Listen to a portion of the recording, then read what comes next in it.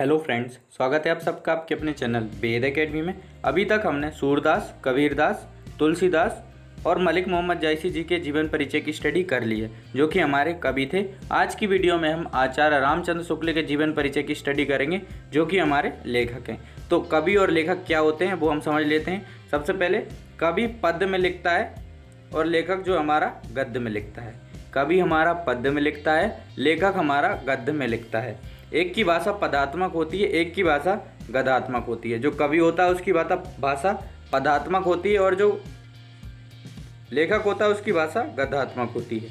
पद्य में लिखने वाले और उसको बोलने वाले को हम कवि कहते हैं। जो पद्य में लिखता है और उसको बोलता है उसको हम कवि कहते हैं, और गद्य में लिखने वाले और उसको बोलने वाले को हम लेखक कहते हैं। जो गद्य में लिखता है और उसको बोलता है उसे हम लेखक कहते हैं। एक बार और समझ लेते हैं।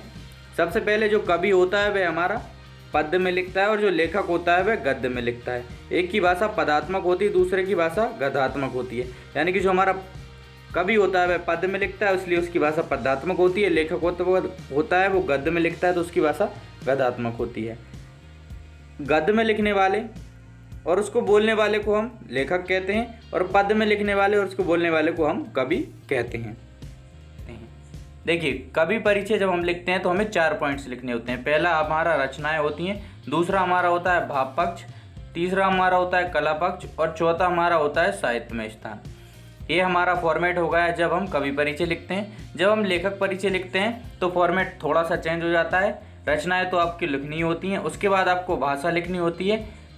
जो भाव पक्ष होता है उसकी जगह पर आपको भाषा लिखनी होती है, और जो कला पक्ष होता है उसकी जगह पर आपको शैली लिखनी होती है, और साहित्य में स्थान आपको लिखना होता है। यानी कि भाव पक्ष की जगह यहाँ आपको भाषा लिखनी होती है, कला पक्ष की जगह आपको यहाँ शैली लिखनी होती है। रचनाएं और साहित्य में स्थान आपको दोनों में लिखना होता है। तो आचार्य रामचंद्र शुक्ल का जीवन परिचय हम देख लेते हैं। तो आचार्य रामचंद्र शुक्ल का जन्म 11 अक्टूबर सन 1884 को उत्तर प्रदेश के बस्ती जनपद के अगोना ग्राम में हुआ था।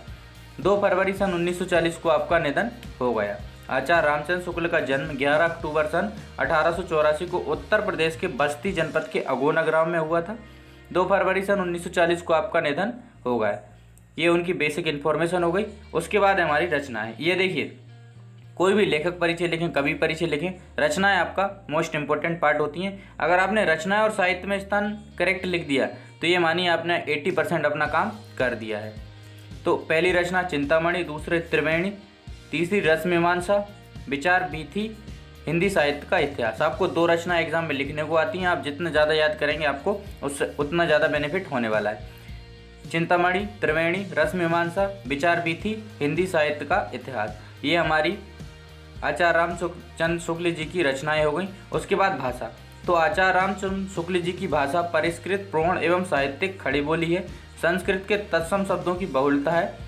आपने उर्दू और अंग्रेजी शब्दों का उपयोग किया है। देखिए, आपको इससे सरल भाषा कहीं भी नहीं मिलने वाली है, तो आपको पेन कॉपी लेकर नोट डाउन कर लेना, या फिर आप स्क्रीनशॉट भी ले सकते हैं।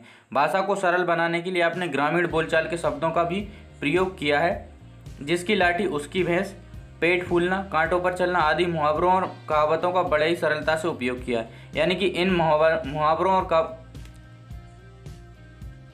कहावतों का प्रयोग करके आपने अपनी भाषा को सरल बना दिया है। आपने मुहावरों का उपयोग निसंकोच किया है, यानी कि जहाँ भी आपको लगता है कि मुहावरों का उपयोग करना चाहिए, आपने बिना डरे बिना झिझके मुहावरों का उपयोग किया है।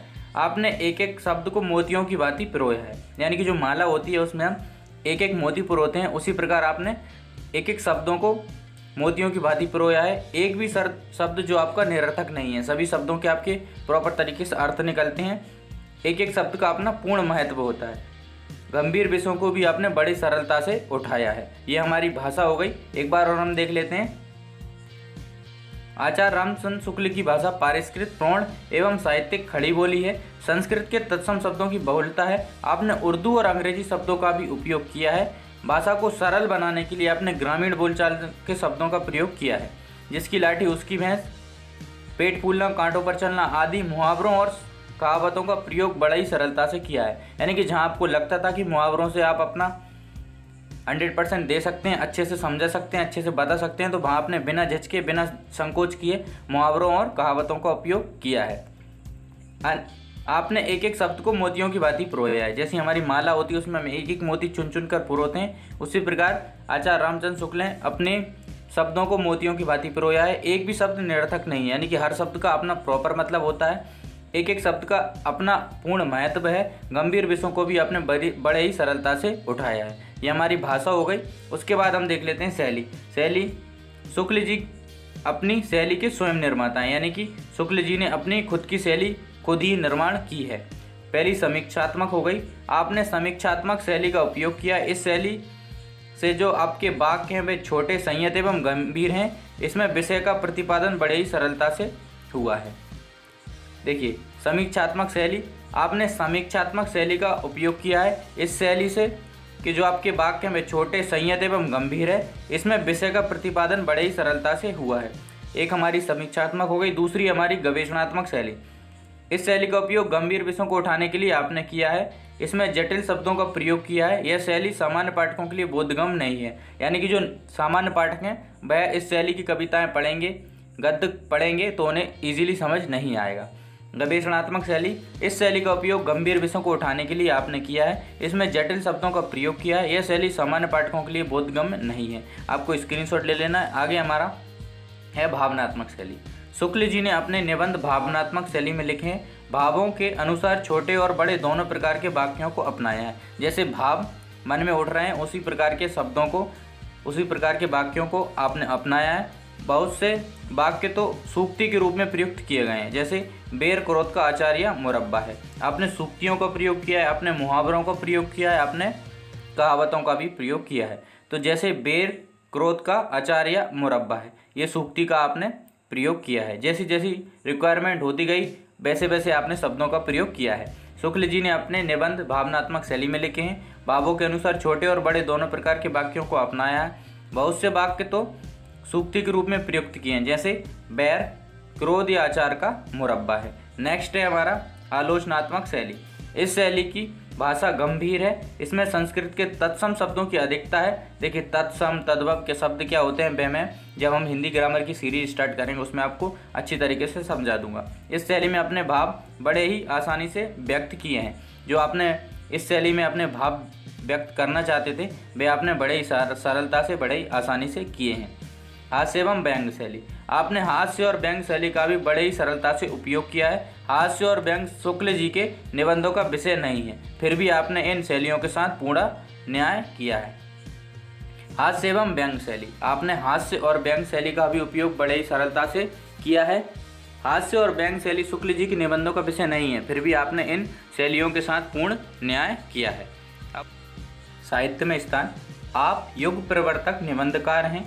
आप हिंदी गद्य साहित्य के सर्वश्रेष्ठ निबंधकार हैं। देखिए, जब भी आप लेखक परिचय लिखें तो आपको गद्य लिखना है, क्योंकि जो भी हमारे लेखक होते हैं वह गद्यात्मक शैली का प्रयोग करते हैं। आपने हिंदी में वैज्ञानिक प्रणाली को जन्म दिया, निबंध साहित्य को समृद्ध किया। आप बहुमुखी प्रतिभा के धनी हैं। आप युग प्रवर्तक निबंधकार हैं। आप हिंदी गद्य साहित्य के सर्वश्रेष्ठ निबंधकार हैं। आपने हिंदी में वैज्ञानिक प्रणाली को जन्म दिया, निबंध साहित्य को समृद्ध किया। आप बहुमुखी प्रतिभा के धनी हैं। जिस क्षेत्र में भी आपने काम किया उसमें अपनी अमिट छाप छोड़ी। आपकी सूक्तियाँ अत्यंत ज्ञानवर्धक हैं। आपके अनुसार महान काव्य वो है जिससे जीवन की क्रियाशीलता उजागर होती हो। समाज कल्याण की भावना आपकी रचनाओं में देखने को मिलती है। देखिए, इससे सरल भाषा आपको कहीं भी देखने को नहीं मिलेगी, तो आपको प्रॉपर तरीके से या तो स्क्रीनशॉट ले लेना है या आपको अपनी कॉपी में नोट डाउन इसको कर लेना है। तो आप युग प्रवर्तक निबंधकार हैं। आप हिंदी गद्य साहित्य के सर्वश्रेष्ठ निबंधकार हैं। देखिए, रचनाएं और आप साहित्य में स्थान एग्जैक्ट लिखेंगे तो आपके पूरे मार्क्स मिलने की पूरी प्रोबेबिलिटी रहेगी। आपने हिंदी में वैज्ञानिक प्रणाली को जन्म दिया, निबंध साहित्य को समृद्ध किया। आप बहुमुखी प्रतिभा के धनी हैं। आगे हमारा, जिस क्षेत्र में भी आपने काम किया उसमें अपनी अमिट छाप छोड़ी। आपने सूक्तियाँ, आपकी जो सूक्तियाँ थी वह अत्यंत ज्ञानवर्धक हैं। आपके अनुसार महान काव्य वो है जिससे जीवन की क्रियाशीलता उजागर हो। समाज कल्याण की भावना आपकी रचनाओं में देखने को मिलती है। आपको ये वीडियो ज़्यादा से ज़्यादा शेयर करनी है। एंड तक हमारे साथ बने रहने के लिए धन्यवाद।